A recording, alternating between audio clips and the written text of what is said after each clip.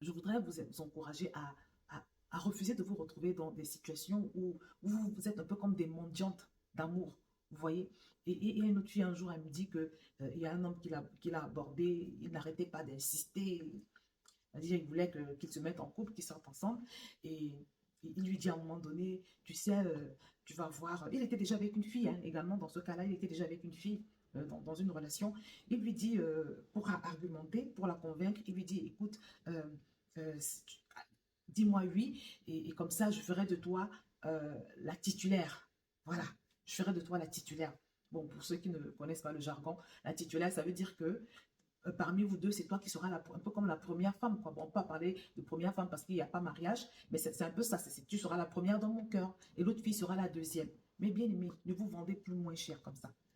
Et quand la sœur était venue me dire ça, parce qu'en plus c'était une sœur en Christ, j'étais scandalisée, j'étais outrée. Je lui ai dit, mais ma chérie, mais comment tu fais même pour te retrouver dans ce genre de circonstances?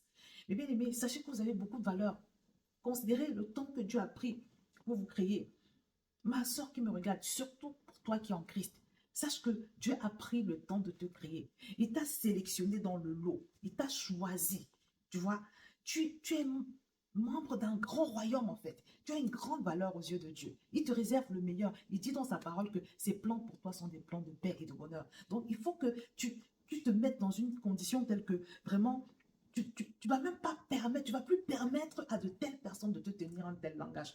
C'est vraiment, sois conscient de qui tu es, sois conscient de ta valeur. Parce que quand tu es conscient de ta valeur, tu ne vas pas avoir ce genre de choses. Moi-même, quand j'étais païenne, on m'a jamais fait ce genre de proposition. C'est un tel manque de respect, un tel manque de considération. Comment quelqu'un peut te dire que je veux qu'on soit ensemble, mais tu seras ma titulaire, c'est-à-dire que vous serez deux.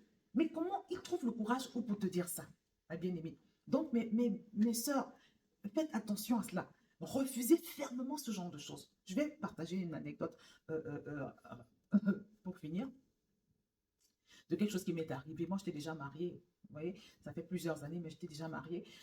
Je travaillais quelque part et un jour, c'était pendant une mini-pause, parce que ce travail-là, on avait des mini-pauses et puis on avait avant la pause de midi.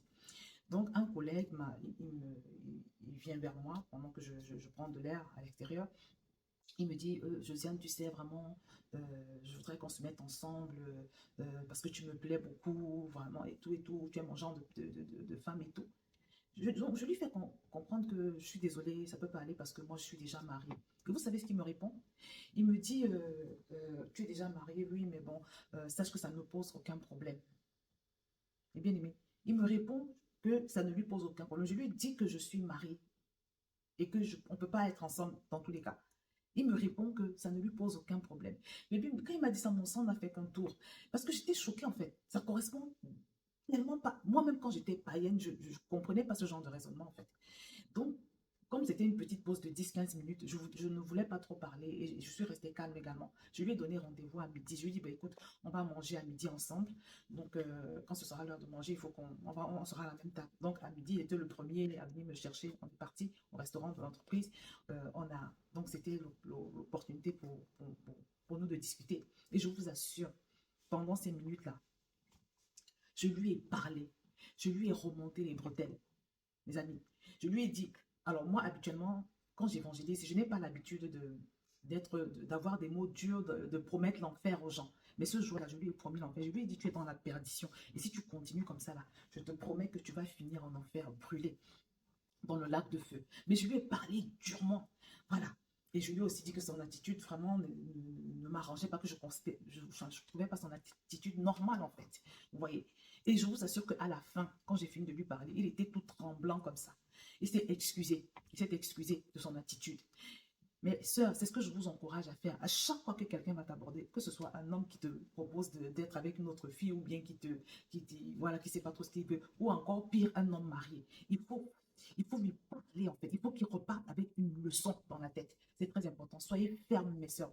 Parce que parce qu'il y a beaucoup de filles qui acceptent n'importe quoi, que beaucoup d'hommes, surtout dans certains continents, ils ont l'impression qu'une femme, c'est une chose en fait.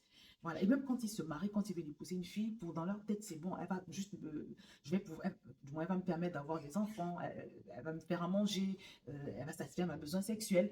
Et puis, beaucoup d'entre eux ont une vie à côté. Pour eux, une femme, c'est juste un objet de satisfaction. On s'en sert juste pour atteindre des objectifs. Il faut briser ça, il faut casser ça dans la tête des hommes. Et ça commence vraiment par faire preuve de respecter toi-même déjà, t'aimer toi-même. Voilà. Et faire preuve de fermeté à chaque fois que tu observes quelqu'un comme ça autour de toi, ou bien quelqu'un comme ça qui ose venir te faire ce genre de proposition indécente. Donc voilà, c'est ce que je voulais partager avec toi. Soyons fermes, nous avons de la valeur aux yeux de Dieu. Comme je l'ai dit, nous avons été sélectionnés dans le lot. Et vraiment, sache que, crois-moi si je te le dis, Dieu te réserve le meilleur. Dieu te réserve le meilleur. Sache que c'est un privilège pour tout homme de t'avoir comme partenaire. Il ne te fait pas une faveur, mais c'est un privilège parce que tu as de la valeur aux yeux de Dieu. Voilà, tu vois. Donc, tu mérites le meilleur et pas des miettes. Tu mérites le meilleur et pas des miettes. Donc, voilà, c'est ce que je voulais partager avec toi. Tu es une fille de valeur. Tu es une royauté. Voilà. Et comme je t'ai dit, Dieu va te surprendre. Voilà. Si tu t'arranges à marcher dans ses voies, si tu t'arranges à marcher dans le respect de toi-même et le respect de ses principes, il va te surprendre. Que le Seigneur te bénisse.